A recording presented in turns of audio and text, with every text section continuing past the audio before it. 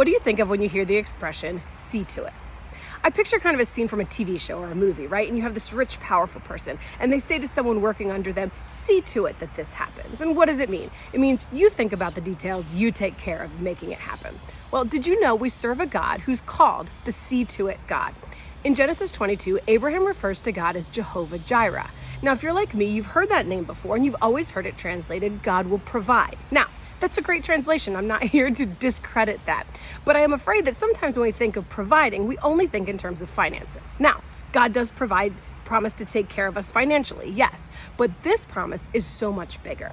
This takes place in Genesis 22, and you have Abraham, who was childless for years, and God promises him, I will give you a son who will become a great nation, and they'll be my people.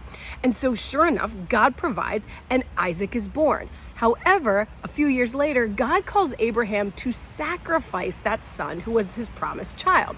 And Abraham, in the most amazing act of obedience, agrees. And so he's walking up a mountain, getting ready to sacrifice his son. And Isaac, who has obviously not been looped in on the plan, says, Dad, I know we're going to sacrifice to God. Where's the animal? And Abraham says, God will see to it that we have what we need. And they keep walking. And then at this Hollywood climax moment, just before Abraham sacrifices his son, God stops him and says, stop, Abraham. Over in the thicket, there's a ram. That's the animal to sacrifice. And he does. And in that moment, Abraham refers to God and names this mountain the God who will see to it. Now, here's the beautiful imagery. What was really happening here was not God just providing money for Abraham.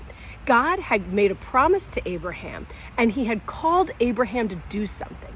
Abraham stepped out in obedience, and God provided the rest.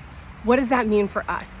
It means we serve the same kind of God. Whatever God calls us to, whether it's a huge life decision or a simple act of obedience, our job is to step out and know in confidence God will take care of the rest.